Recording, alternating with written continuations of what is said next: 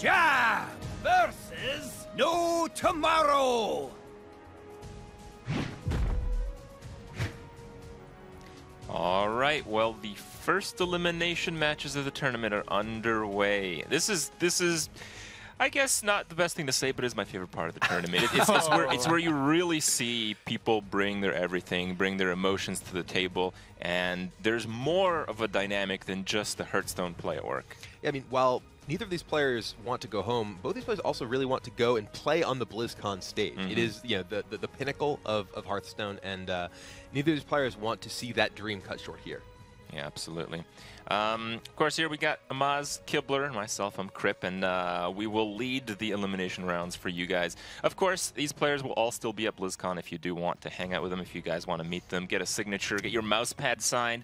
They will all be there, so you BlizzCon fans, you guys won't be missing out on the players, even if unfortunate things happen to them. And unfortunate things will have to happen to at least half of them. You made it sound so much more terrible than it actually is. Okay. I mean, depending on your perspective, it could be you know, fate worse than death. Well, probably not death, yeah. but Okay. Well, it definitely does. It's not that pleasant if you have to go to an event and you can't play in it, but so that's why they have to give it all the best right now. That's this right. is do or die moment. I mean, these players took their losses. NoTomorrow was yesterday. He lost the first match against Tice. He lost. And then Jab lost a very close match earlier today. Indeed, so he did. I have to imagine that Jab's coming into this really hungry for you know, the win that he may have felt like just slipped through his fingers. One aspect that I kind of talked to Hoffman about yesterday is it feels like if you're going to lose a game, you want to lose it on the first day, because if you play on the second day, you have to factor in a little bit of the fatigue element. Now, Hearthstone is, you know, it's a fun game. It doesn't. When you play it at home, it doesn't require you to be fully 100% in the zone and awake. But when it comes to very important high-level tournament play, you know, players are getting like 10, 12 hours rest. You know, they're really being as rested and as calm as possible. So having to play your second match after losing one on the same day can have an element of stress. I mean, Hearthstone is a game that it is not, you know, physically exhausting, but it's certainly mentally exhausting.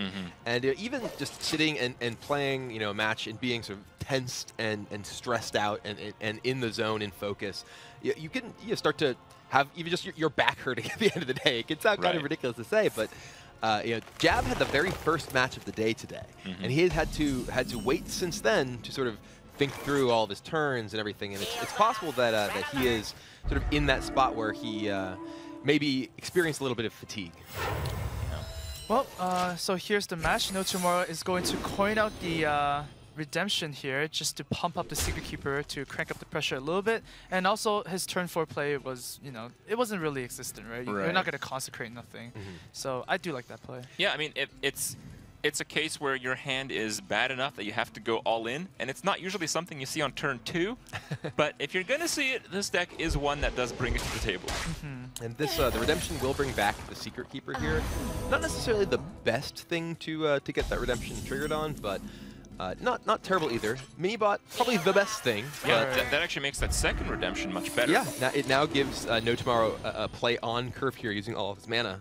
This is a pretty interesting aspect. I feel like double Redemption, it wasn't that popular. It wasn't unheard of, but it wasn't that popular. And now we're actually seeing another player from the Asia region bring this. Maybe over there it is in fact very popular. Yeah, it was deemed one of the weaker secrets compared to Avenge and like Noble Sacrifice. They usually affect the board a little bit more, but then if you bring 2, it does make it so that if you draw one of them and you draw for perhaps Mysterious Challenger in the late game, that it does pull that out and has more, you know, effect. You might have to equality here.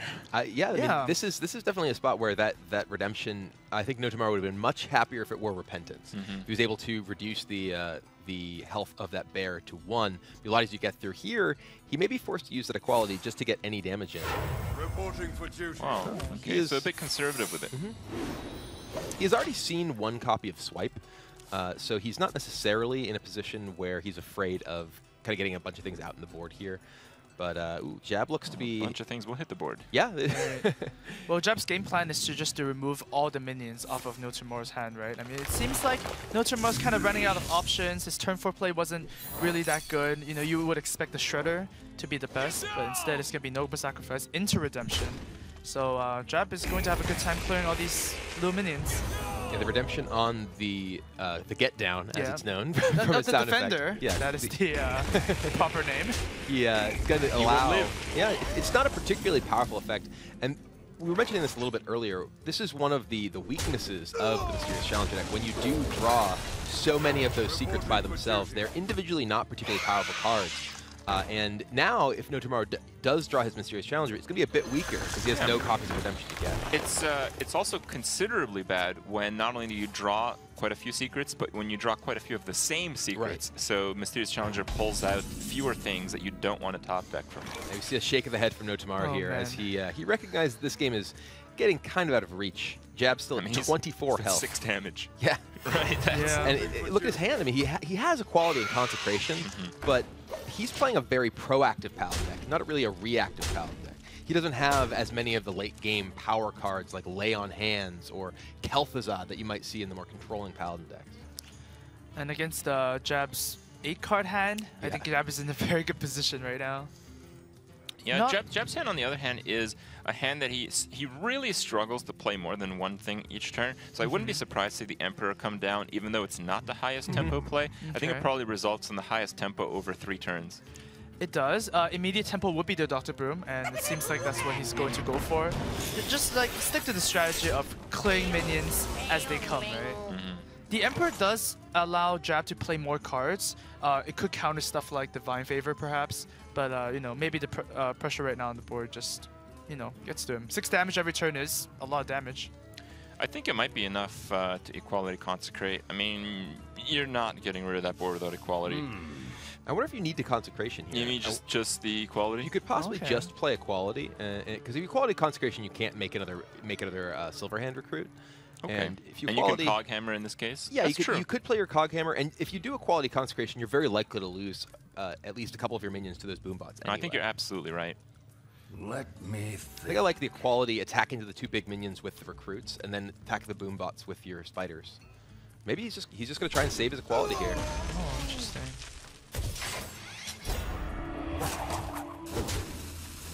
Oh wow, he's actually going to use the Consecration. Oh, yeah, he's going to use Consecration and save the Equality. But save Equality. Okay. All right. Interesting. I think he's looking at the fact that he can get some value from this Consecration right now. Consecration double 4. thankfully they did hit things that didn't take too much to die anyway. Exactly. But the Flame Strike bots. Ooh, but here the Coghammer getting innervate the Emperor. Yeah, the Coghammer being seriously punished by that Harrison So Jones. many cards. That is pretty. That's a 6-card Emperor. That's Freeze Mage status. That is, and Jab actually sets up lethal with this play as well. Well, NoTomorrow does have an Equality, and wow, the best 6-drop. That is about the best turn you can hope for. Yeah. Is clear your board, play Mysterious Challenger. Yeah, as bad as his last few draws have been, this one really brings him back in the game. He's still in a pretty rough spot here. He is, but he's 1 Divine Favor away from winning. It's true. If he does, if he does find that. Well, luckily for Jab, he does have the BGH available. More importantly, he has the Wrath, which guarantees the Avenge on the 6/6. That's true. Otherwise, it would be a 50-50. Right. So you Wrath the 1/1. The Mysterious Challenger is going to get buffed by Avenge, and your Big Game Hunter can clear the off pretty easily. Yeah, Big Game Hunter is a card that, in many cases, people typically played because Handlock was popular, thanks to the Molten and Mountain Giants. But this combination of Mysterious Challenger plus Avenge generates creatures of 7 or more power almost as frequently. Yeah, we have seen Paladin, particularly the Secret Paladin, be considerably more popular in today's matches than in yesterday's. So it's representing about half the field. It's just funny how it worked out in the tournament. Yeah, and here Jab picking up a couple more extra cards. Yeah. Yeah, 17 is not a comfortable life spot, but with 0 cards from your opponent, it doesn't seem that bad. Yeah, it's pretty good. And Muster, normally pretty powerful, but we know that there's that swipe in Jab's hand. And we have to imagine those secrets from NoTomorrow. Lethal, right? Well, there might be another there's a Noble Sacrifice. Noble Sacrifice, I believe, is one of those. But I think it still is lethal it's damage. 14 plus 7 minus 2, so it's 19 even if it's Noble Sacrifice.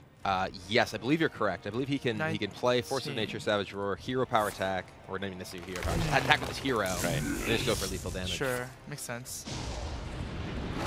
As long as the sequencing is correct here, And it will be NoTomorrow just concedes. So Jab takes the first game in this elimination match with his Druid deck. Yeah, pretty good stuff. Oh, that's a face of confidence. You don't see that too frequently on Jab, but I'm glad to see it. I like to see people when they're like in the zone. You know, there's a special kind of look that people have when they're like in the zone. The glare in the eyes. Yeah. And Jab is a player he's pretty reserved. You know, we hear his interviews, and he's never like, I'm gonna win. He's just like, I feel pretty confident. I've prepared well, and you know, he definitely here though. You see that look of resolve there. He doesn't want to go home. Right. There is a lot on the line. It is double elimination, so that the first game is maybe a little bit less pressure. But when it comes to the end, you know. Not today. Yeah. Oh, no tomorrow, I mean. Oh, maybe it is NoTomorrow. Oh man. And here it is NoTomorrow who is at risk of not having a tomorrow in this tournament. He you know, down a game here. Jab, what do you think about how these lineups, Jabs against NoTomorrows, they really pan out? Well, the Druid from Jab being you know, checked off is actually really decent because NoTomorrow does run Hunter, does run Paladin, and it seems like, you know, Jab kind of stole that win away. So I would definitely give the advantage to Jab because sometimes even when you're up a game, you might not be a big favorite because of how the matchups work. That's kind of how Conquest is kind of interesting. I think that Jab's two decks here both have pretty good matchups down the line against NoTomorrow. I really like his Tempo Mage deck here. It's very strong against Druid, also quite strong against Paladin, thanks to Flamewaker being able to wipe out all of the muster for Battletoads. I just really like his Tempo Mage yeah, deck. I've been really without impressed. any words after it. No, absolutely. Of the decks in this event, that's the one that has probably impressed me the most. We watched it a couple weeks ago at the Americas Championship as well, where Jab finished in the top 4, obviously, to make his way here. And that was, I think, his strongest deck at that event as well. Well, of course, Jab is not much of a stranger when it comes to tournaments, and in fact, he has had a little bit of history in regards to missing a final in the past. Let's hear about that.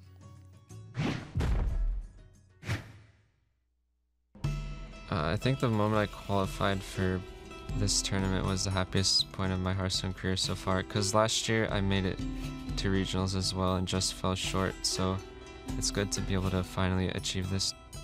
Since I was so close last year, I knew for sure that I could improve and then finally get to where I wanted to be as a player.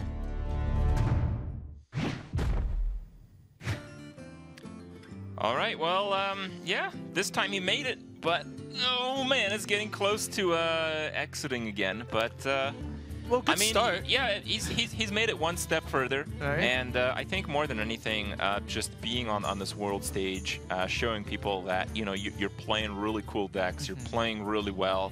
Often, even if you don't end up winning, even if that happens to be the case, I think you win the heart of some of the people watching. And I think things like he's done with some of his decks, especially his mage deck, has done a lot to accomplish that goal at least. But you still want to win. You still want to win. At the end of the day, it's about winning. Yes. Yeah, all these players here definitely want to go to BlizzCon, play on that stage, and come home with the trophy. Jab's certainly among them. And now he's going to be playing the deck that, well, it might not be the one that we've been most excited to see, the one he's most known for, which is his Hunter deck. Right. Now, he didn't have much luck with his Hunter deck. It seems like he outpaced his opponents in the first few turns, but being a mid-range Hunter, he really just has to win the mid-range. And it just so happened that he kept facing other decks with better mid-range, even though that seems unlikely. It kept on happening against his opening game today, and well, that's why he's here, unfortunately, in the first elimination match. Yeah, this is a pretty good start from Jab here, getting the Mad Scientist killed by the Noble Sacrifice, allowing him to set up this freezing trap, which can protect Knife Juggler, which is a very strong card in this matchup. Right, and with the interesting thing is the Secret Paladin, it's like all in on turn 2 or 3, right? So here, if you're NoTomorrow, it's like, okay, yeah, I saw a couple freeze traps earlier, but maybe there was another trap, and I think I have to hope that it's something else right now. I think he has to play the Juggler and go for the kill in the unlikely scenario that that's the case. Yeah, I agree with that. It's also not like the freeze trap's getting worse. There is the possibility that it's not freeze trap, which we know it is. Yeah, unfortunately. And there is no Eagle Horn to buff up the durability of it, so it's better to proc the trap right now anyways. And the Competitive Spirit, one of the weaker secrets that NoTomorrow could play onto this board. And Jab has to be thinking about exactly what this secret could be, though. We know that it's Competitive Spirit, but if this is, for instance, Noble Sacrifice, Jab would be much less inclined to attack his Knife Juggler into his opponent's Knife Juggler. I think at this stage in the game, you're really just going through... Oh, that's pretty cool. I think you're really just going through the cards to try to guarantee a good curve. This is a rare case. Like, you often think of like 1 or 2 turns ahead, but this is one of those cases where you think really, really far ahead because you need to play the Hymen on 6, you need to play the Dr. Boom on 7. So any card that's less mana than that, you need to be able to play on curve before it, or it comes down on turn 8 or later, which is usually a stage where the game has already finished. Yeah, and here Jab must be kind of wishing he had traded. He just got both those minions consecrated away and left NoTomorrow with this buffed up knife juggler. Yeah, and forced to play the Hellmaster without have Beast to get buffed, just so he can play something. I think that was pretty important, but not the best play, of course. Had you traded the Knight Jugglers for one another, it would have been a different case where the Huffer would have likely survived. Yeah. I mean, why would you consecrate just one Huffer? I mean, you might, because you didn't have many options. But I mean, even if you did, at least the juggler would be gone. Exactly. So. But in that case, you would have had even a candidate for your Houndmaster, which would have been a pretty big deal. Yeah, though it's also possible that rather than being competitive spirit, that secret was redemption. And in that case, Jab really would have been very happy to have attacked, attacked the way he did. So the way that it played out exactly ended up just not working out for Jab. I think we see another example of just using a card because you need to play on curve.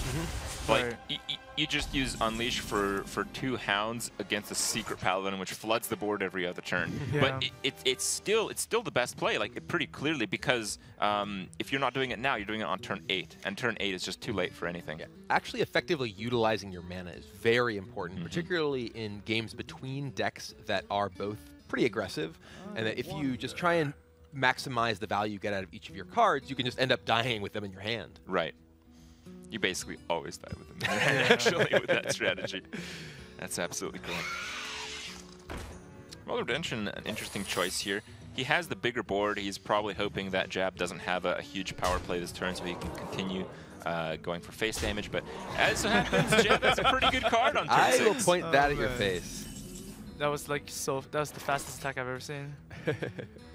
Well, NoTomorrow has the King's Divine Favor play, which is pretty good, but I mean, do you really want to keep going face at this stage? The thing is, even if he goes face, he's gonna be dead to that kill command if that Savannah Hymen is allowed to actually attack. And like if you kill Savannah now, Hymen, it's just gonna spawn more hyenas. Yeah, well, no, he can't deal with it. He can prevent lethal by double attacking, then consecrating, then divine favoring. Yes. Oh, okay. That is. But that doesn't seem like something I would do from his side of the board. No, you also just put yourself in a position there where yes, you don't die to exactly kill command, but you're going to be losing to something else down the line. You're not getting enough damage, and your opponent still has a minion that is on the board, and you could get that. Or you could get a Kobold Geomancer for the spell damage buff. Or Thalnos. Yeah, exactly. Looks like he's going for it though. He's gonna. Oh, that's good. That actually it's not bad. That's interesting. There is some synergy there. It's true. Well, if Jab cannot close out this game, we're going to see a similar situation as some of the games he's had in the last few rounds, where he has such a dominating performance in the first few turns, but he starts kind of being edged out in the late game. I don't think that's going to be the case. It's still looking really well for him, but he cannot end the game right away, can he? That Eaglehorn Bow is a really important draw for Jab. It lets him get in damage right now, because right now Jab has the ability to do 6 damage on board plus his hero power. Adding the bow, that becomes 9 damage, which puts NoTomorrow down within kill command hero power range. So if he just played Dr. Boom this turn and NoTomorrow played something like Mysterious Challenger, it's possible that he's able to clear things off and not lose. But Jab can put NoTomorrow in a situation where he is under a ton of pressure to have to win next turn. Oh, wow. Looks like he is choosing to go with Dr. Boom, though. Yeah, I do like the Eaglehorn bow that you said, Kibler, because it does guarantee that you have lethal. But seems like that Jab is going to go the more safer route and do a little bit of more board control-ish play. It is pretty safe. Actually, with that play, a true silver draw would not end up in being lethal. That's true. That is true. So here, this is a little bit of an awkward spot for NoTomorrow as well. He can play the Mysterious Challenger. I mean, I guess he wants to trade it to the Boombox here. Yeah, if you have a Noble Sacrifice still up, definitely, right? Secret Keeper's higher tempo than the guy, and this game is over very soon. The Eaglehorn Bow may actually still just close things out, because the Eaglehorn Bow in Jab's hand will allow him to trigger the Noble Sacrifice which And it's gone. Yeah, it's gone.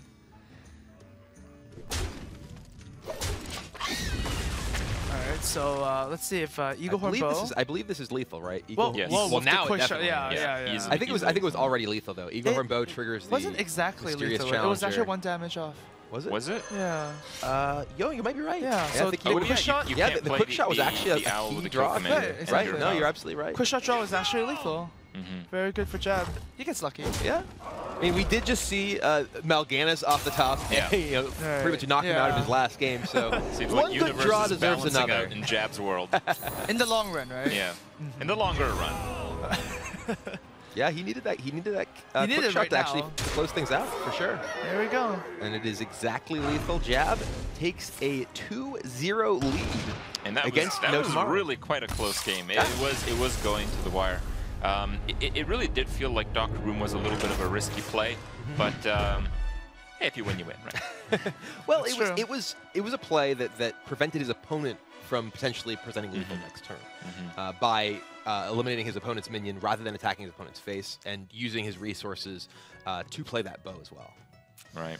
Well, NoTomorrow is quite behind here. I think out of the dominant performances we've seen in the tournament, Jab's Casino Mage has actually done just that. It is. And yeah. NoTomorrow, he has to beat it 3 times.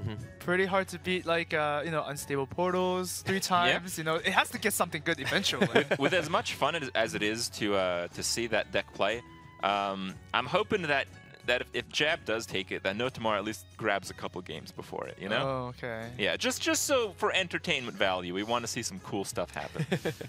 For your entertainment, not for theirs.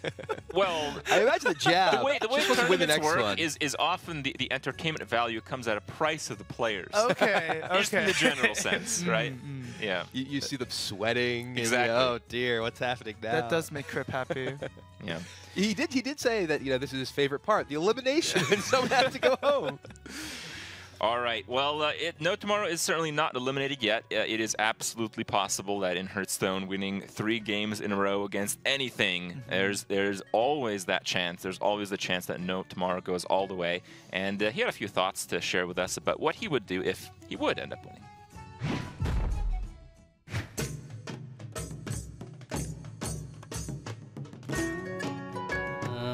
如果我得的比赛赢得了夺了冠军，然后有很多奖金的话，我会选择请大家吃个饭呀，然后留着存着找媳妇儿娶老婆。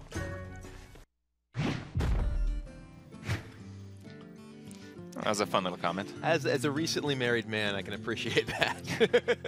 I like food, so I think I'm cheering a little He bit for sold you with the NoTomorrow. first one. Both parts of that. Both Second parts of one, that. No. All right. Well, he does have to have quite a comeback here to be in contention to win. To save himself from elimination, he has to go through Jab's fairly dominant Casino Mage with Hunter, with Druid, and with Paladin. It's kind of fun. I mean, it's something that we analyzed in the first moments of the tournament is how a lot of players are just bringing what they think the 3 best decks are, and other players are just bringing 3 decks that I wouldn't even say are not necessarily the best, are literally not the best, but they specifically target a type of archetype, and they just deny the win. Now, as a tournament player yourself, I was like, I mean, I asked Kilbert a little, but what do you think about this aspect? Which one would you go with if you were in their shoes? Well, you do have to predict a little bit of what players are going to think. You do want to be the odd one out, right? If everybody's playing the field, the best 3 decks, then countering all the best 3 decks is just natural, right? But then if everybody's trying to counter, then you just want to, just go natural because they're just going to have less of a power curve. So always going the other way seems to be a champion's way to victory. So it's just predicting whether more people will play the strong ones or more people will do the counters? Exactly. If you're going there. Or you can just play your best classes. That always works out well. It is also important to keep in mind that you need to play what you're familiar with. You need to play what you're comfortable with. In many cases, players will say, oh, this is the best deck, I'll play the best deck. But if you're not familiar with it, if you don't recognize the different lines of play and what's important in any given game, you're giving up a lot of value right there. All right, well, not playing any spells there. turns out is going to be a bit punished here. It's going to be much slower to dish out this hand as it otherwise would have been with the Sorcerer Apprentice in play. Yeah, this is a tough start from Jab here. It's a horrible start. Oh my! And this is the downside of the spell-heavy mage deck here. It can definitely get hands where you need to. Here he's using multiple spells to deal with just a 2-drop. Yeah. But he obviously wants to pair these with something like Flame Waker that gives it a lot more value to each of them. But when you are playing a synergy-based deck, sometimes those synergies just don't manifest. Yeah. Yeah, well, Sorcerer Apprentice was a pretty good synergy. It's just that usually Sorcerer Apprentice with a barrage of spells is usually strong in order to protect the smaller minion before it. And here is synergy, Huffer and Face. Oh, wow. He found it. Vanish versus Flame Strike. Flame Strike, that's a pretty strong one. Though NoTomorrow is playing a very aggressive Hunter deck, against which a card like Flame Strike isn't nearly as effective. Actually, Vanish is actually pretty decent. Yeah, it could actually Save be your pretty minions good later and then on. charge again later. Yeah. I mean, if your opponent has minions that wouldn't otherwise die to Flame Strike, if you vanish them, it buys you an extra turn. Oh, it's a better conceal. Yeah. But it costs 6 times more. Well, That's the difference. there's downsides and upsides to certain cards in Hearthstone. Okay. Huffer gets to charge again. That's not Huffer. Yeah, a smaller one. We've seen sort of split on the charge minions that different players have chosen to use in their Hunter decks. We've actually seen all 3 of the different 3-cost ones: Argent Horse Rider, Wolf Rider, and Arcane Golem. Here, that Wolf Rider did get in for 3 damage, but it immediately died to a hero power. So that's one of the situations where maybe the Argent Horse Rider would have been a little stronger. Yeah, dealt that extra 1. Yeah. All right, well, he plays the Abusive Sergeant in order to attempt to play around Mirror Entity. Goes with the Trap to follow, and Counterspell is revealed. It ends up working out pretty well for NoTomorrow there. Explosive Trap, certainly the least effective of the spells in his hand at what he's looking to do this game, which is just get his opponent dead. Right. Now, the funny thing about the Vanish is because it costs so much and does so little, it nullifies the effect of the Quick Shot It is drop. a little awkward. Spellslinger counters quick shot, guys. We did see Hot Form get the Tree of Life earlier. Right. I have to imagine that Jab wouldn't have been unhappy to get one of those in this game. All right, we'll see an Effigy draw. Effigy is another just very fun card to see. I mean, people always talk about how there's this RNG element that some people in the Hearthstone community really dislike, especially about tournaments. But while I kind of understand from the competitive level, sometimes you don't want to see the outcome of a match based on like a boom bot. But as a viewer, I think generally it's kind of an entertaining experience, as long as it doesn't happen too often. And I think where we're at right now is a pretty reasonable spot. Sure. Effigy is probably the most fun I have with any card in Hearthstone. Whether it's getting, Aviana off of Malagos along with the duplicate, just nuking my opponent's entire board and their face. It's glorious. The card's just glorious. All right. Well, it seems that there really isn't much to be done from the mage here. Look at what might just happen. He can play Dr. Boom. NoTomorrow can vanish it and just hero power him to death over 2 Wow. turns. This may very well be the clutch vanish to get Dr. Boom off the board. Or you can just kill his opponent. No. I wanted to see, I wanted to create a moment with vanish here, but sadly, Jab just died. Just died. Well, fortunately, we will get to see some more of this deck. Oh, that's exactly what you wanted. Yeah. Yeah. Jab still has 2 chances to win with the mage deck, so he's absolutely favored here. I don't think there's any doubt about that. It was kind of a problem that Jab didn't really draw his Flame Wakers and just drew like 5 spells at one point. Yeah. It feels like the Hunter, especially the Face Hunter, can do pretty well against the Mage, specifically if the Mage has trouble drawing enough minions, which is exactly what we saw there. Like, the more steamrolling, the more, like, the win more type of Mage deck, it seems that more and more spells are being added to the deck at the price of creatures. But in the end, if you can't get those creatures for repetitive damage, you're not really able to accomplish anything in the game. It's very difficult to win with Arcane Blast and Arcane Missiles alone. Yeah. Yeah, certainly. Unless you have Malagos. I was going to say the exact same thing. You beat me to it. All right. Well, here is there really any preference if you're NoTomorrow? You've kind of struggled with Paladin twice already. Maybe it's a fresh start with the Druid, even though that maybe is a slightly worse matchup against Mage. It does depend on your perspective and your mentality. If you're looking to try and build up momentum, if you want to play I think his Paladin deck is probably the one that has the better chance of winning. I think Druid is the class that is punished the most by the Tempo Mage deck with things like Mirror Entity and just the fast start that's capable of.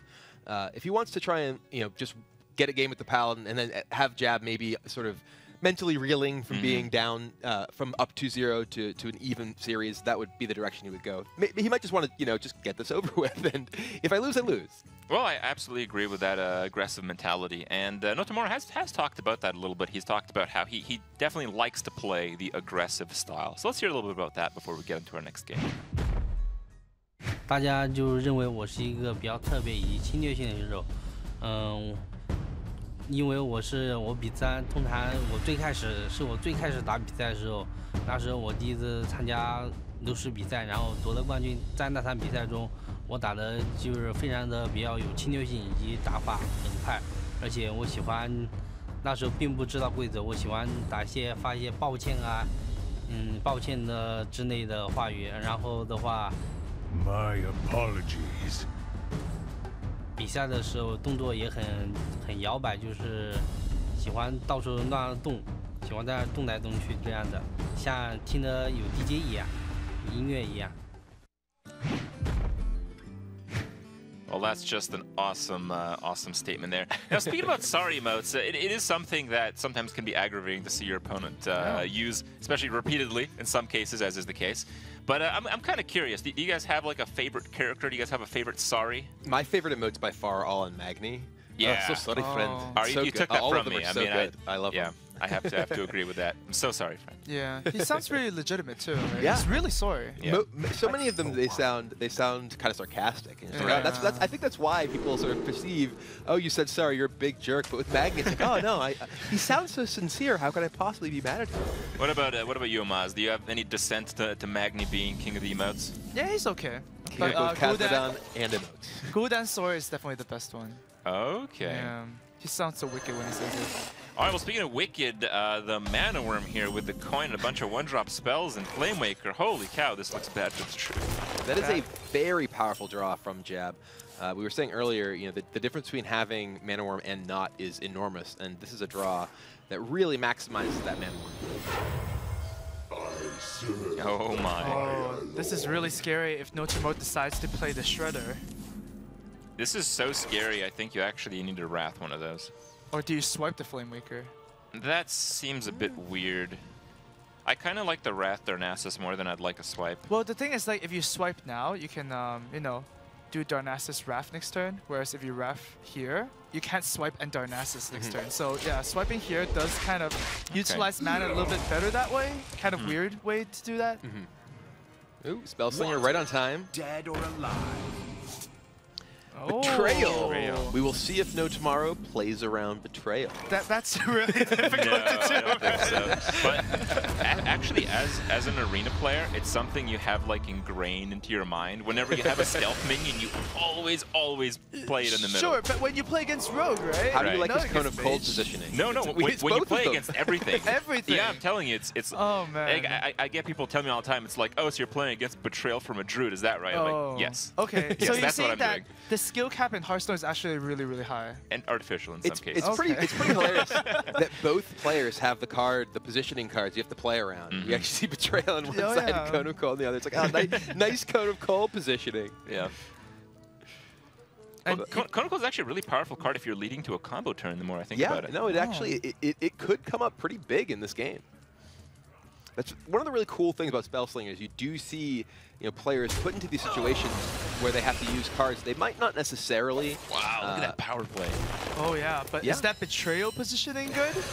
Oh no, he can get so wrecked by Betrayal. Actually, it is. It is? Yeah, I think the worst Betrayal positioning is the 5-2 in the middle because the Mana Worm just kills it. Okay, makes sense. Here it is. If all your minions die to Betrayal, you want the most powerful one in the middle. Yeah. That's the idea. All right, makes sense. Wow, you really theorycraft about this a lot. You do get Betrayal in Arena. It's not that uncommon. Okay. Shadowboxer will not die to either of those Arcane Blasts. Well, a little bit of help they might. Yeah, there is the Arcane Missiles as well. He could potentially fire off Arcane Missiles, Arcane Blast what's left over. But then he just gets Cone of Colded. Looks like he may just go with the Frostbolt though. Guaranteed kill for just the one card. And looks like he's really valuing that face damage, and I don't blame him. He's winning. Yeah. When you're winning, you want to be attacking face. You want your opponent to have to trade to play defensively.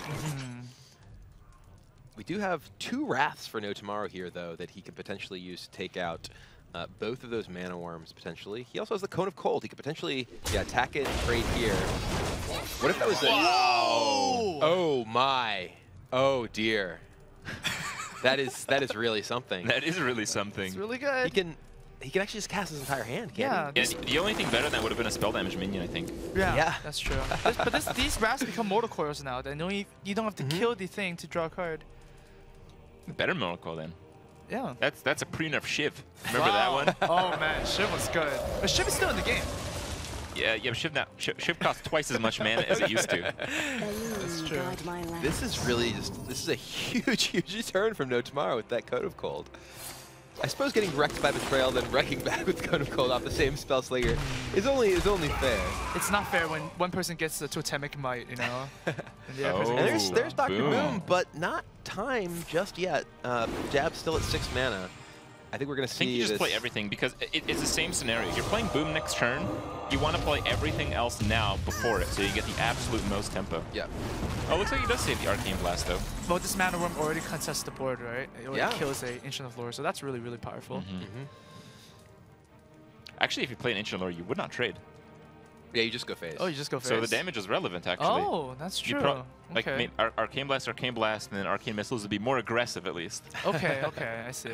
You're just pushing that 1 extra damage. No, it's 2 from the Arcane Missiles plus 1 buff from the Mana Worm. Oh yeah, you're right, because the Arcane Missiles would have hit and the the Mana Worm minions. attacks twice, so it's actually 4 extra damage. Okay. We'll see if that matters in the end. It's possible you don't actually get the additional attack with the Mana Worm if there's a removal effect, but... Well, the that's only true removal too. Savage Roar, which counts as attacking twice. Well, in this particular hand, Yes. yes. Oh, Keeper of the Grove is still not drawn yet, Right, right? right. Yeah. I mean, NoTomorrow did just play both his copies of Wrath last turn, so there aren't that many efficient ways he could deal with that. So this is a really rough spot for NoTomorrow. You gotta heal. No, I think you have to draw cards. His hand is too bad to not draw cards. Keeper was just 1 card away. So now But he's this deal is- with a Dr. Boom. Ooh, Mirror Entity. Face. Not really exactly what he's looking for here. Face the place? If he just Face showed is the Fireball, the game would have been place. over. But yeah, I think if you're in this position, you just... Well, maybe not. Well, you could trade. I mean, Savage Roar would kill the Dr. Boom if he does leave the Keeper of the Grove. The lore up, I mean. Yeah, but if he does that, he's basically dead. Because the Druid takes another 5. You'll be at 2. And then there's 2 boom bots. Oh, so you're assuming the boom bots do a lot of damage. No, if they do 1 damage. Do they ever not do a lot of damage? Oh, big that's game pretty hunter. good, though. And this is a pretty great turn for NoTomorrow here. He's still under a ton of pressure though. The Keeper clears off the Mana Worm. Big Game Hunter takes out Dr. Boom. But even these The boom boom bots. bots can still be lethal. Yeah. So do you clear boom bot here? Oh wow, you just go. Does he have lethal next turn with the Drift the Claw and Savage Roar? I believe he might if, That's really scary. if Jab is not able to close out this game here. Oh, Shredder. Well, how do you want to utilize this Arcane Blast? Huh? Well, That that one didn't do seems it. pretty good now. You could use an Arcane Blast right now and guarantee more damage on the face, maybe? Oh, it goes to the face anyways. Play everything out. So how much damage is this? Oh, he does use the Arcane Blast. Yeah, huh? it's not close to lethal here. No. Yeah, now he's 9 he plus lost a lot of 6. resources. Yeah, 9+6 only. And there's a Mirror Entity. And that's going to help a lot. Actually, it seems like he's in big trouble if he actually just plays a creature. Right. Well, you have to play the Shade before, because Shade is the weaker creature. No, I don't know if it is. I think the charging Druid of the Claw is the weaker creature because the Shade can't be attacked, so you have to attack the Shredder and hope bad things come out. Well, you you might want a need the taunt taunt, creature, though. right? You want the taunt creatures so the Shredder doesn't hit your face. Right. Yeah, I think what he wants to do is play the Shade, give Jab a Shade, make it a taunted bear. This game is really close. Yeah, You'd have to go face here. Yep. Yeah, NoTomorrow Oh, needs if Jab gets a good draw here, he can seal out the game. Yep. Something like a spell would do, and That's No. not it.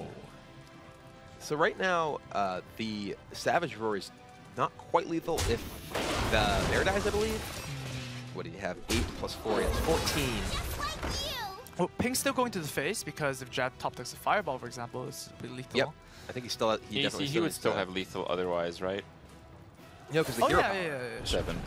Well, he would have the hero power too. Right, yeah. Yeah, you're right. Oh, that's dear. really clutch. That heal here is huge. And he's just able to trade off the board. And NoTomorrow is looking like he's trying to stick around for tomorrow. Yeah, I don't see a one-card solution here that Jab would draw. All right, even Power Blast wouldn't do. Yeah, he goes to 11. Could he Arc Intellect into something? Unstable Portal would be a good card here. Unstable Portal into Deathwing. Oh. Counterspell That will does save him. It saves him for a turn. Yeah. Unless NoTomorrow draws a spell. And Ooh. That's not quite enough. I think you would just play Savage Roar first to see what the secret is. yeah. Oh, Because that you- makes sense. Yeah, you don't actually need to play Druid of the Claw. Like, if you play like Druid of the Claw and Taunt or something, That makes and sense. it's can- bad news. Cast Savage Roar and just attack face and then play Sylvanas in case your opponent unstable portals into Deathwing. Deathwing, wow. I'm on it, guys. Oh, I'm on you it. play around those edge cases too. You guys are both very good Hearthstone players. Unstable portal to Deathwing. I want to see it. Well, that was a bit of a misplay if that was going to happen. So where's the Where is Deathwing it? now? Oh, no, it wasn't effigy. That was too we didn't bad. even get to see what it was. No Deathwing that was from effigy. Unstable Oh, you saw Portal. it? Yeah. Saw the Never little fire. lucky. What happens to Unstable Portal in Jab's list this whole game? And we actually knew that Hot Form was running only 1, so perhaps that is a little bit of the tech choices. I mean, it seems weird. They have all these new spells in the deck, Sure. and the creatures are all still there. So like something's going somewhere. Okay. Right? Maybe it is. Maybe it maybe is it's a in the one deck. of Unstable Portal. I Could think be. we have seen Unstable Portal played from Yes. Jab's deck, Okay. but I don't think we've seen 2. And I'm thinking that maybe that's one of the things that drop. Usually, players who practice decks so much will often individually make the same meta decisions for their decks. Makes sense. And this might just be an example of that. I just wanted to see Deathwing, really. I really want to see That's all I that. wanted to see. It's a dragon, right? You got it, man. Yeah. Yeah, we're You're really onto me. missing. Like we haven't had an Unstable Portal highlight for this tournament yet. We really need one by the end. Yeah. Oh, for Do sure. we have an effigy highlight yet? No. Not yet. No. Okay, All right, Jab. well, maybe Maybe we'll it's produce this one one. here. All right. Well, going into Game 5, the winner of this will advance to play tomorrow, and the loser is, unfortunately for them, out of the BlizzCon Hearthstone World Championship. All right, well, I mean, Jab has a pretty good Whoa. opener again, and being able to just drop the first minion on the board is a really big deal. Oh, man. We've seen players in this situation coin out a Knife Juggler and lose the game instantly. Yeah. Looks like that's not going to be the case this time. NoTomorrow does recognize that a possibility of a clear with Arcane Blast or Frostbolt is pretty easy to have. And now Jab's turn is actually not as good. So that was good play on NoTomorrow's side. Well, that's a bit interesting. A lot of secrets from the Secret Paladin here. Yeah, again, not what you want. Yeah, you're hoping to maybe play one of those in the early turns, maybe 2. But here in NoTomorrow with 4 different secrets, he's able to, if he wants, play that Knife Juggler with Redemption up protected. I just like the Knife Juggler here because Frostbolt doesn't cut it. He really needs exactly Arcane Blast or the better half of the RNG on Arcane Missiles. Sure. So even though we know it's going to get pretty wrecked here, I think it's absolutely the correct play. Yeah, unfortunately for NoTomorrow, Jab does have the Arcane Blast. We've seen this card come up really big in a lot of Jab's games. Exactly this reason, that just the sheer efficiency of the 1-cost removal effect. Here, allowing him to take out the Knife Juggler and preserve his Mana Worm on the board. Yeah, it's not just playing like God. Oh, we see like Oh, a shake of the head from NoTomorrow, who is really not happy with this situation. I mean, if you could pick like the worst cards to draw, you would have picked quite a few of these. Yeah, yeah. Yeah, indeed. Even Consecrate's not doing anything. No. So Jab is, I imagine attacking here, he's looking to potentially play around a Redemption, another Redemption. I think he just wants to play a secret. And unfortunately here, he may commit to a ping to keep his Mana Worm alive, which just seems kind of bad. You don't want to play Effigy. you don't really want to play Counterspell because he has so many secrets. You want to play Counterspell kind of when he's spent a lot of his hand. Right. So maybe you could hit like a Divine Favor or a King's, like the more clunky cards that usually are at the end of a hand rather than the start. He certainly doesn't want to get an effigy onto this board at the moment either. Like effigy on a 1-drop is just not very powerful. Right. He'd love to play Flamewaker, but Flamewaker, when his opponent has a minion up, is very vulnerable to a possibility of Blessing of Kings. Right. I think that might still be the best play though. I think you kind of just have to say, you know, if he has this, I'll lose, but if I play too passively, I'll lose anyway. Well, the thing is that you kind of want to balance between minions and spells, just in case, you know, one of them gets removed. So I would actually prefer, you know, just pinging off the creature here, or even playing a secret, for example, and keep the Flamewaker when you actually cast a spell along with it for guaranteed value. And there's Muster for Battle, which is going to be pretty strong for NoTomorrow here. Allows him to play Avenge as well. So That's a terrific Avenge as well. Yeah, no, this is a good spot for that Avenge because the Flamewaker will be able to take down some of these. Oh, the Avenge will proc before the Flamewaker shoots the missiles. So this is not a clear board. Yeah, it does. It will buff the guy. Now this will be able to potentially take out that Flamewaker. That's still good though. Yeah. Tyrion, wow. Actually, if he draws Mysterious Challenger next turn, it's going to be Mysterious Challenger into Tyrion. Yeah, for a 5 secret starting hand, NoTomorrow is actually doing all right. Well, this is true. Jab is having the same problem we saw him have in the previous game, where he just didn't have any minions. He has a bunch of spells in his hand. The secrets in your deck are about the last things you want to draw. You really want to just get those off of your mad scientists. And now, Jab really, he is getting to the mid-game without anything in play. And it's called Tempo Mage for a reason. You want to have a presence in the board. Earth Shock. Oh no! Demon Fuse! And Jab with the actual unplayable Demon Fuse. No, he's got effigy up. What are you talking about? There's a demon in there. He can also Unstable Portal into a demon. Oh. Right. These are the possibilities. And that's why you run Unstable Portal along with Spellslinger, because you might get Totemic Might, but Totem Golem is going to save the day. Wow. Yeah. We actually did see We did Totemic. see The Totemic synergy. Might, yeah. The synergy. Okay, well, no great draw for turn 6 for NoTomorrow, but it definitely could be worse. Muster for Battle isn't a horrible play. It just seems like because you can't tackle the board well enough, you just have to go for face, hope for the best, and maybe consecrate to clear at a later time. That makes Here, sense. NoTomorrow's got to be afraid of a couple of things. One being, he'd love to be able to play a minion this turn in case that's Mirror Entity on Jab's side of the board, because he really wants to coin that Tyrion out. But it's a super scary proposition. Go with Earthshock. Oh, no, it's trying not to play around Counterspell, not Counterspell. So now he has the opportunity to use his Muster for Battle, knowing that it's going to resolve and give him his minions. It's such an aggressive attack. Yeah. I feel like you kind of have to expect that the mage is running out of stuff constantly. So Well, giving him a little bit of an easier time to burn you down is something that could go wrong. Really wrong. Yeah, sure, but you do have the Noble Sacrifice up, so that attack does kind of make sense in Oh, a I way. see. You're right, you're right.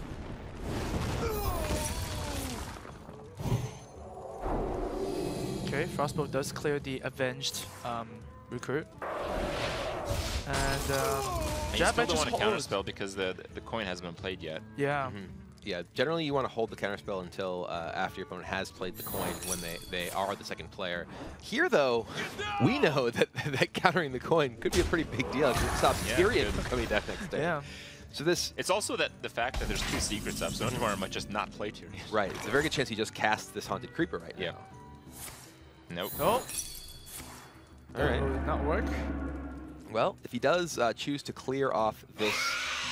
This is the best case here. 2-drop demon that stays alive. 2-drop demon. Succubus. Succubus. Or Number Mistress one in Mistress the of game. Pain. Mistress of Pain is the second Mistress one? of Pain, Mistress that of Pain would've with been Demon awesome. Fuse would be great. Oh. Yeah, it would. And giving your opponent 1 mana crystal here doesn't really matter too much, right? I think it has to be Succubus, though, because you have... You need to be able to get you through have Tyrion, a lot of too. issues with Tyrion. Yeah. So you just Okay. want to deal as much damage as you possibly can, Alright. rather than heal up. So NoTomorrow, I have to wonder if he's debating, okay, do I want to clear this off? Do I want to just go for face damage here? Reporting for duty. Yeah, Arcane Elect would punish leaving the Sorcerer's Apprentice up, but no, he's just going to take the risk of that. I'm a little surprised by this choice. Yeah, that is a pretty dangerous card, but when you see just 2 cards, you might not be as threatened.